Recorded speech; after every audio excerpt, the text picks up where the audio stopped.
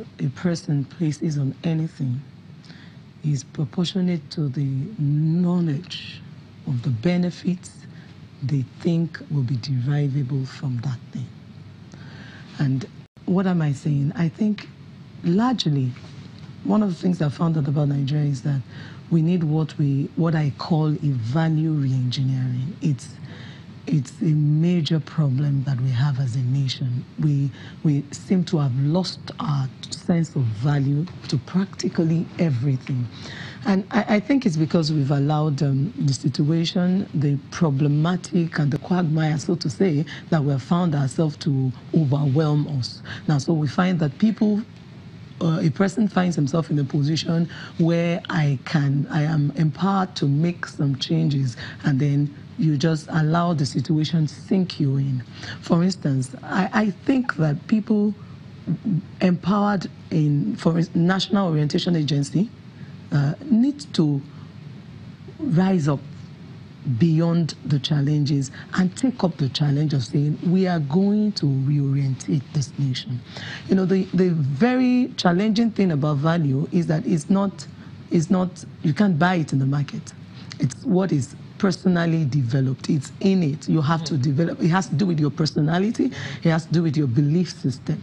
It has to do with who you are. And so we can't. Values don't get imported overnight. They are developed. And so Nigeria must be willing to go through the process of reorientating ourselves, building this value, selling the benefits of the new Nigeria that we want to the populace. Because I think that we need to paint that picture of the success that we can have as a nation and the values that we need, and then begin to see from all levels, and I mean even for young people, young Nigerians, because if you speak to an average Nigerian youth about politics today, it's a story of despondency. They're frustrated. They feel like these guys have disappointed us. Everybody's looking for a way out to just meet his individual need and then leave the rest. Shalakwe, I hear you. I hear you clearly.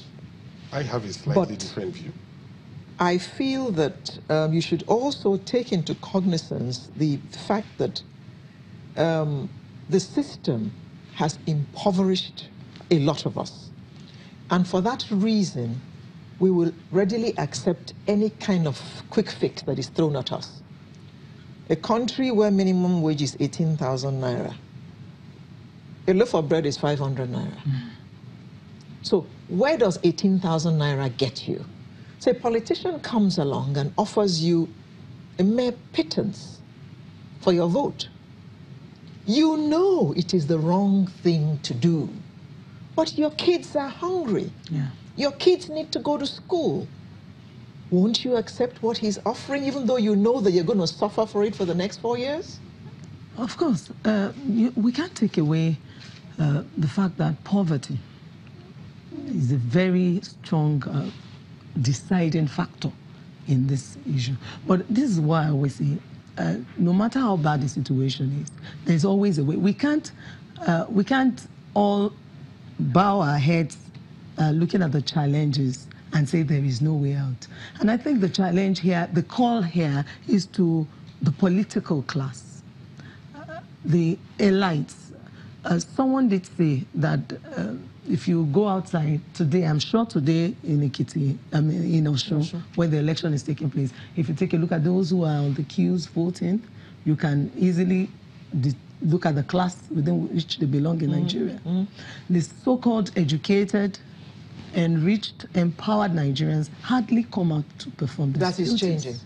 But now, which is why I say this is a call to the elites. This is a call to educated Nigerians. We need to stand up and begin to make these changes that we're talking about.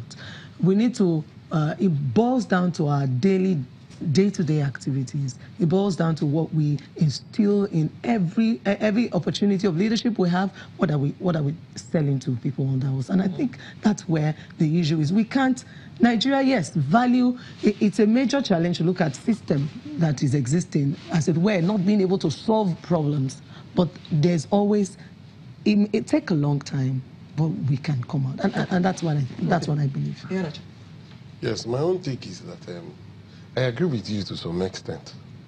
But you see, I think that the issue is not just about poverty. It is also about environment. I'll give you an example. I live in an estate. We have a CDA, and we have a group of men who constitute the power block in the CDA. It is what they want that goes. Before a meeting happens, they would have sent their children or their friends to tell you, look, this is the issue that we're going to discuss today. This is how we want it done. That is a microcosm of what is operable in the nation. And for those who are scholastic-minded, that's prebendalism in its purest form, where matters are determined in advance. And that is the Nigerian political scene, where everybody, with apologies to the APC, waits for the body language of somebody, and that is what will determine how matters go. At that level and at that point, it is no longer about poverty. Because it doesn't matter whether you are poor or not. Once the information or the body language or the signal comes from the appropriate quarters, everybody falls in line. It doesn't matter. And then later they come back and they start complaining. Okay. Just a minute. No, hold on. The question, when you say appropriate quarters, who determines the appropriate quarters? That is the issue. That's what I was going to address now. Let us say in the village, you have the old men who are all-knowing. But it is not so in the urban jungle. The question is, who determines what? Who sets these values? Okay, just hold your thoughts there. We have the resident electoral commissioner for Akwa Ibom State, Mike Igini, joining us via telephone to respond to this matter of voter education. Mr. Igini, thank you for joining us.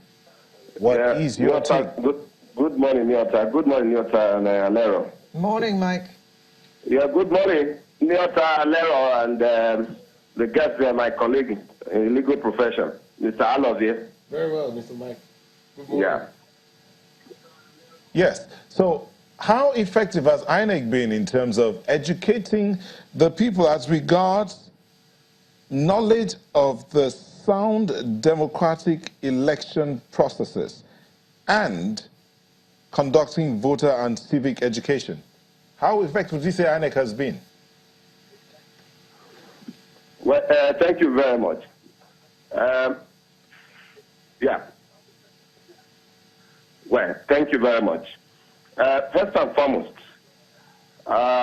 the responsibility for voters' education is a multi-stakeholders one indeed. As a commission, we have developed so many strategies to engage on this all-important responsibility of educating Nigerians on sound knowledge of democracy and democratic processes.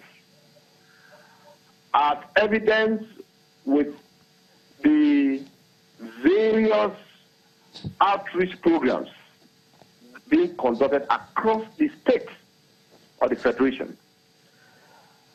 In every state, we have developed programs to educate Nigerians on various stages, from voter registration, nomination processes, the voting processes, in local languages.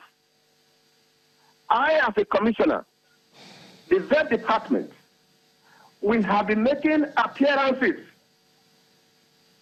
on television, radio stations across the country.